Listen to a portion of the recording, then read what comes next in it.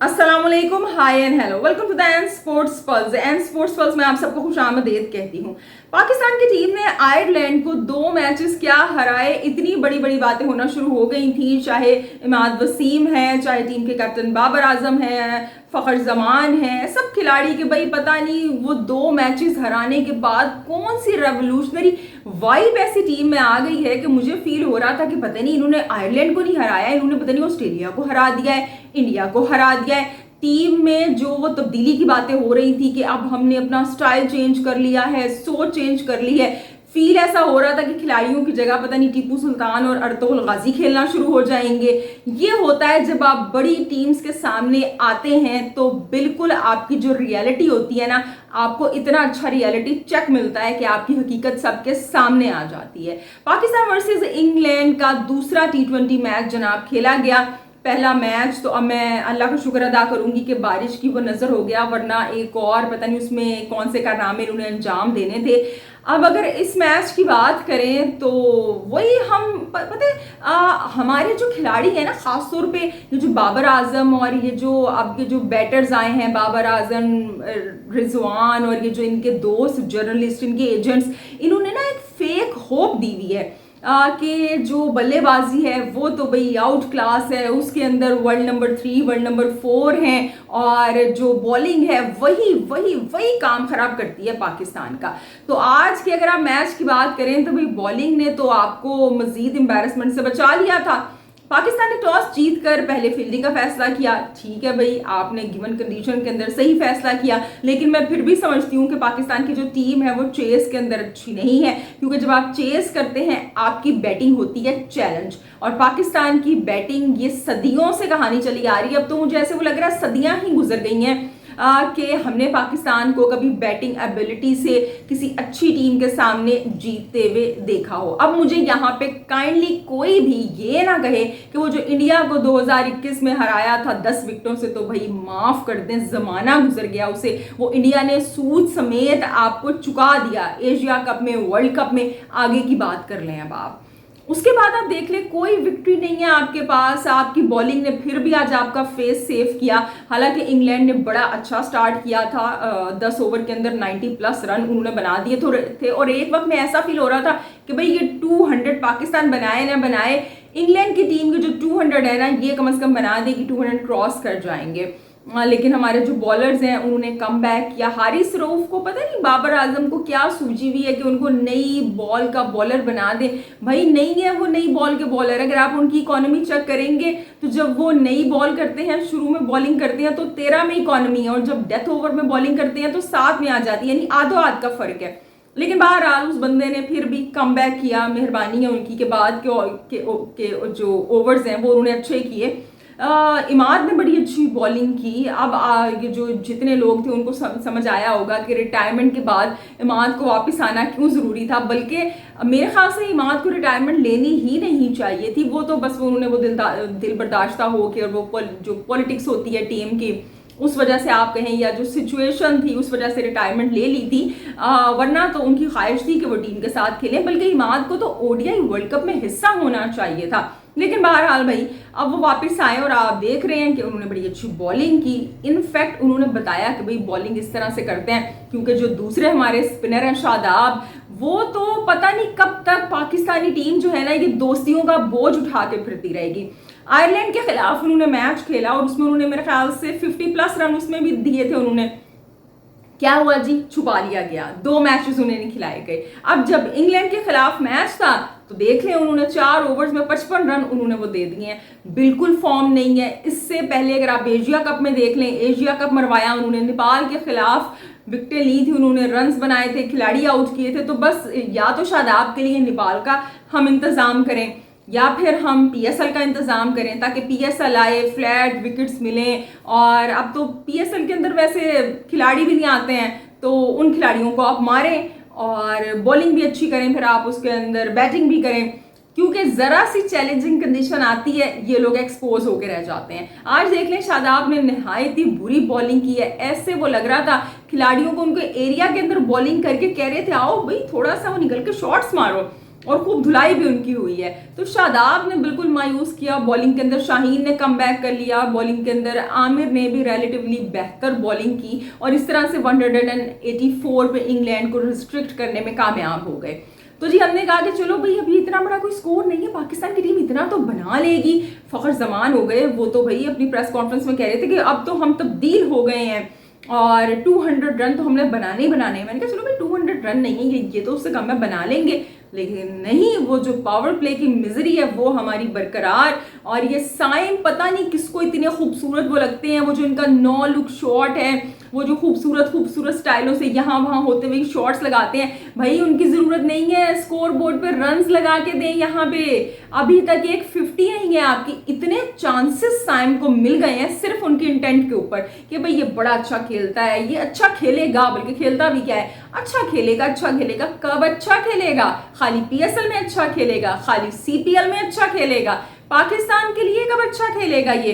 उसके बावजूद चांसेस मिल रहे हैं। रिजवान डक पे आउट हो गए, लेकिन उसके बाद आप देखिए जब फखर जमान आते हैं तो ही बाउंस्ड बैक और बड़ी अच्छी उन्होंने आते साथ ही शॉट्स लगाई और टैग किया। और सामने उनके बाबर आजम थे। बाबर आजम ने पावर प्ले में तो फिर भी थोड़ा सा बेहतर खेला है और हम सब जानते हैं कि T20 क्रिकेट में हर बैटर की ख्वाहिश होती है भी उसको पावर प्ले मिल जाए, तो पावर प्ले में तो बेहतर खेला। जैसे स्पिनर आते हैं पावर प्ले से वो बाहर स्टेप इन होते हैं तो बाबर स्ट्रगल करना शुरू कर देते हैं।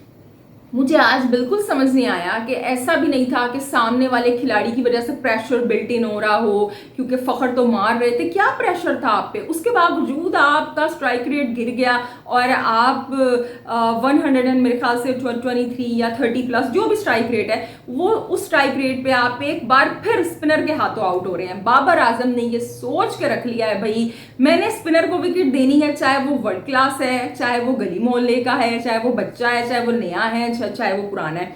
और बाबर आजम का मुकाबला उनके फैंस ने किससे करना है? विराट कोहली से, जो रूट से, स्टीवन स्मिथ से। नीचे आ जाएं, रियलिटी चेक दें इनको काइंडली, ताकि ये मुल्क के लिए कुछ खेल लें, अपनी गलतियों से ये कुछ सीखें। आयरलैंड के खिलाफ एक ओवर में 4 छक्के लगा के चांद पे जाके बैठ गए थे। भाई आयरलैंड की टीम के अंदर और जो इंग्लैंड की टीम है उसमें फर्क है। आयरलैंड की टीम के तो फील्डिंग के इतने लैप्सेस थे, इतनी पथेटिक फील्डिंग उन्होंने की है, ऐसे वो लग रहा था कि जैसे ना कोई स्कूल लेवल की टीम फील्डिंग कर रही है। अब इंग्लैंड की टीम आपको इतना ब्रीदिंग स्पेस थोड़ी ही देगी, और जरा सा आप चूकेंगे और आप जाएंगे। हालांकि जब फखर जमान वो जिस पावर के साथ वो खेले हैं, मैं उन पर बड़ा क्रिटिसाइज करती हूँ कि वो एक बस वो क्या कहते हैं ना, कुछ इनिंग आते हैं खेलते हैं फिर बैठ जाते हैं, लेकिन कम से कम वो इंटेंट तो दिखा रहा है बंदा अपनी। वो एक वाहिद है वो बैटर जो बेहतर खेले हैं, या एक इमाद वसीम अच्छा खेले हैं। और उसके बाद अब वो जनाब शादाब से पीएसएल में सवाल हुआ था तो उन्होंने कहा था जी मेरी जो पसंदीदा पोजीशन है ना वो तो नंबर 4 की है, क्योंकि मैं शुरू में आता हूँ तो अच्छा खेलता हूँ और वैसे तो टीम जहाँ पे मर्जी खिलाए। तो आज उनकी ख्वाहिश के मुताबिक उनको चौथे ना से 5वें नंबर पे भेज दिया गया और उसके बावजूद ही वॉज क्लूलेस, आउट हो गए, विकेट दे के आप जा रहे हैं, क्या कर रहे हैं आप? आजम खान को वो एक ज़बरदस्ती का, मैं कभी भी आजम खान को टीम में खिलाने के हक में नहीं रही हूँ। आपके फिटनेस के कोई स्टैंडर्ड्स नहीं है, सिर्फ इसलिए कि वो बंदा एक क्रिकेटर का बेटा है, हम सब उन्हें जानते हैं, ठीक है उनके अंदर पावर होगी, लेकिन सिर्फ उनसे यहाँ पे कोई लीग थोड़ी है कि चौके छक्के लगवाने हैं, उनसे एक पूरा एक रोल है उनका। अब वो सिर्फ अगर वो टीम से खेलेंगे तो वो सिर्फ कीपिंग ही करेंगे, वो फील्डिंग तो कर नहीं सकते हैं। उनके मुकाबले में तो मोहम्मद रिजवान ऐसे हैं कि जैसे सुपरमैन, आयरन मैन, बल्कि फ्लैश की मुझे वो आ रही थी झलक उसके अंदर जब मैं सोच रही थी कि यार कि रिजवान अगर यहाँ पे होते तो कैसे कीपिंग करते, कि वो जिस तरह से फील्डिंग के उनके वो जो कीपिंग की प्रॉब्लम्स थी, वो जिस तरह से उनसे मिस हुए बास चांसेस या जो फील्डिंग के लैप्सेस दिखाई दिए, तो आजम खान के वो हम छक्कों के लिए कि अब मारेंगे, लेकिन उनको भी कमज़ोर टीम की ज़रूरत है या फिर किसी लीग की ज़रूरत है, क्योंकि यहाँ पे तो वो फिर से फेल हो के चले गए। इफ्तिखार है, मैं वो चाचा मियाँ, उनको बिल्कुल चाचा कहलाना पसंद नहीं है, मैं बिल्कुल उनको चाचा नहीं कहती हूँ, लेकिन वो ना बिल्कुल चाचाओं वाली हरकतें ही कर रहे हैं। अगेन आपसे उस तरह से डिलीवरी नहीं किया जा रहा। भाई वहाब रियाज को वो जो उन्होंने छक्के लगा दिए थे एक ओवर के अंदर, बस उन्हीं को सोच के हम वो खुश होते रहें, क्योंकि नेशनल टीम में तो जब इंटरनेशनल आपकी ड्यूटी होती है तो आप बिल्कुल फेल हो जाते हैं। वाहिद इमाद वसीम है कि जिन्होंने चलें थोड़ा सा इंटेंट दिखाया और मेरे ख्याल से 24 बॉलों पर 44 रन इसी तरह से कुछ चाहिए थे और लग रहा था कि हम कर लेंगे अचीव, लेकिन जैसे ही इमाद वसीम आउट हुए तो ऐसे वो लगा कि पाकिस्तान की उम्मीदें भी आउट हो गई हैं मैच जीतने की। अब हम चाहे पाकिस्तानी घर में मैच देखें या स्टेडियम में जाके देखें, कहानी हमारी एक है। स्टेडियम में इतने पाकिस्तानी आए हुए थे, अब तो ऐसा भी नहीं है कि आप कहें कि भाई दिल दिल पाकिस्तान नहीं वो बजा। दिल पाकिस्तान को छोड़े, पाकिस्तान जिंदाबाद के नारे लग रहे थे, इतना अच्छा माहौल था, इतनी सपोर्ट थी आपको, लेकिन वो जो जितने बेचारे स्पेक्टेटर्स आए हुए थे वो दिल पाकिस्तान के नारे लगा के, पाकिस्तान जिंदाबाद के नारे लगा के, बाबर आजम के नारे लगा के और वो इमरान खान के नारे लगा के इमरान खान क्योंकि पाकिस्तान में तो लगा नहीं हो सकते हैं, उन्होंने कहा चलें इंग्लैंड में लगा लें, तो बस वो अपना दिल खुश करके वो घर चले जाएंगे, क्योंकि हमारी टीम ने तो कोई खुशी नहीं हमें देनी है। अगर खुशी चाहिए तो फिर आप इंतज़ार करें कि ये आयरलैंड से खेलें, बल्कि आयरलैंड ने भी हरा दिया था। अब तो मुझे डर लग रहा है कि भाई यूएसए ने वो जिस तरह की बांग्लादेश के खिलाफ परफॉर्मेंस दे दी है, सीरीज जीत ली है, हाँ यूएसए हमारे ग्रुप में है, पता चले वो अपसेट जो पहला है वो पाकिस्तान और यूएसए के मैच में ही हो जाए, अल्लाह खैर करे, बस हम दुआ ही कर सकते हैं। ये हमारे खिलाड़ी पता नहीं कब सोचेंगे, मुल्क के लिए कब खेलेंगे, जब तक मुल्क के लिए फैसला नहीं करेंगे आप खेलेंगे कैसे। इतनी देर में आपने स्क्वाड का अनाउंस किया कि उसमें वीडियो बनाने को दिल नहीं कर रहा था, पता ही था आपने क्या स्क्वाड को अनाउंस करना है। बजाय ये इब्रार को खिलाएं, शादाब को खिला रहे हैं आप, किसी रिजर्व खिलाड़ी का ऐलान नहीं किया। आप देखिए इंडिया ने 4 रिजर्व खिलाड़ियों का ऐलान किया, न्यूजीलैंड ने 1 किया, बांग्लादेश ने 2 किए, मतलब हर बड़े मुल्क ने रिजर्व खिलाड़ियों का ऐलान किया है। इंग्लैंड ने नहीं किया या पाकिस्तान ने नहीं किया, वेस्ट इंडीज ने भी नहीं किया वैसे। तो अब मुझे समझ नहीं आ रही है कि जो आपकी टीम की कंडीशन है, रिजर्व खिलाड़ी का ऐलान क्यों नहीं किया गया कि ये जो आपके डियर शादाब है इन पे कोई प्रेशर ना बिल्टअप हो जाए कहीं कि अगर उसामा को रिजर्व में डाल दिया तो क्या होगा, या जो आपके अपने और पसंदीदा खिलाड़ी हैं उन पे कोई प्रेशर ना बिल्टअप हो जाए कि नहीं सलमान आगा को नहीं डालना है हमने ना रिजर्व के अंदर, पता चले साइम बेचारा परेशान हो जाए या इफ्तिखार को बिठाना पड़े और सलमान आगा को खिलाना पड़े, आखिरी वर्ल्ड कप है खिला दो चाचा जी को। भाई मुल्क के लिए सोच ले, ये जो सेल्फिश अप्रोच है ना आपकी, ये जब तक अप्रोच नहीं चेंज होगी यही रिजल्ट मिलता रहेगा और हम इसी तरह से परेशान होते रहेंगे, डिसअपॉइंट होते रहेंगे, क्योंकि ये तो भाई वो क्या कहते हैं ना, मजे आ रहे हैं इंग्लैंड के अंदर, फैमिलीज के साथ घूम रहे हैं, पूरी बारात गई हुई है सिलेक्टर्स की वहां पे, और पता चलता है कि जब टीम अनाउंस करनी है तो मोहसिन नकवी साहब वहां से बैठ के मना कर देते कि नहीं जी नहीं पहले मीटिंग करें। अब मोहसिन नकवी से कोई पूछे कि आपने इनसे पूछा क्यों नहीं भाई, आखिरी डे है, कहाँ पे है, कब मीटिंग करोगे आप, वो अपने यहाँ वो क्या कहेंगे ना, वो ताश के पत्ते लेके बैठे हुए हैं, इनके पास अपनी चालें चल रहे हैं, टीम के लिए कोई भी नहीं सोच रहा। तो इस सीरीज के अंदर मुझे तो मजीद कोई उम्मीद बाकी नहीं रह गई, बस अल्लाह ही है कि ये कुछ वेलकम कि ये कुछ कम बैक कर लें, वरना तो फिर ये जो हार है इसी को हम इसी तरह से वेलकम करते रहेंगे। तो देखते हैं कि अब जो अगला मैच है उसके अंदर इब्रार को खिलाया जाएगा या नहीं खिलाया जाएगा, या फिर कोई तब्दीली की जाएगी या नहीं की जाएगी, साइम को मजीद कितने चांसेस दिए जाएंगे, उस्मान खान को क्या खिलाया जाएगा। So let's see.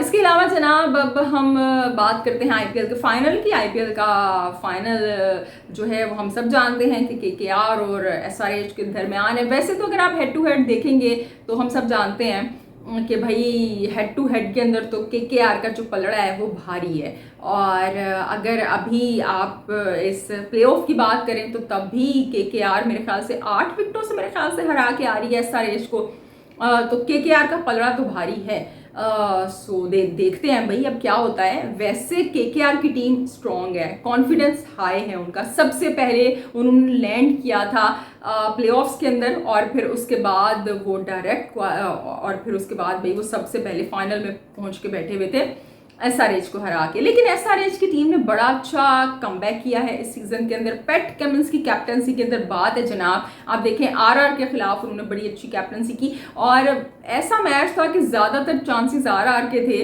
लेकिन कैप्टनसी में भाई पैट कमिंस को हराना मुश्किल है। वो जिस तरह से सिचुएशन को एनालाइज करते हुए अभिषेक को लेके आए, शहबाज अहमद को लेके आए, कुछ आरआर के बैटर्स की गलती, कि आप एशविन को पहले भेज रहे हैं और जो रोहमन पॉवल हैं, हेटमायरा, उनको बाद में भेज रहे हैं। बहरहाल वो जो अब SRH है उसने क्वालिफाई कर लिया फाइनल के लिए। और SRH वो टीम है कि जब टॉप 8 जब 8 टीम हुआ करती थी तो वो जनाब 8वें नंबर पे होती थी, कभी बेचारी वो 10वें नंबर पे फिनिश कर रही होती थी जब 10 टीम्स हो गई, और अब वही टीम फाइनल खेलने जा रही है। इससे पहले भी प्लेऑफ्स में एक दूसरे के मध्य मुकाबले आ चुकी हैं। मेरे ख्याल से 2020 में मेरे ख्याल से एलिमिनेटर का मैच था जो सुपर ओवर में गया था, if I am not wrong, कि जो KKR ने जीत लिया था। तो अब देखते हैं जी फाइनल में क्या होगा। आप लोग क्या कहते हैं, आप क्या चाहते हैं कि आप किस टीम को सपोर्ट कर रहे हैं, कि किस टीम को इस दफ़ा IPL का ये जो सीज़न है इसकी ट्रॉफी लिफ्ट करनी चाहिए? मेरी बात करें तो भाई आई एम सपोर्टिंग SRH, क्योंकि मुझे ऐसा लगता है कि जो पैट कमिंस की कैप्टनसी है, उसके अलावा जो टीम है, आप संदीप शर्मा को देख लें, अभिषेक को देखें, या इनकी जो टीम का कॉम्बिनेशन है, शहबाज अहमद है, मुझे ऐसे वो लग रहा है कि SRH ये जो मुकाबला है जीतने वाली है। बहरहाल दोनों टीम्स के लिए जनाब बेस्ट ऑफ लक है, मे द बेस्ट टीम विन। अब आप लोगों से कल मुलाकात होगी होपफुली जनाब ये जो IPL का फाइनल है उसके बाद। सो अपना ढेर सारा ख्याल रखिएगा, हंसते मुस्कुराते रहिएगा, क्योंकि आप मुस्कुराते हुए बहुत अच्छे लगते हैं। अल्लाह निगहबान।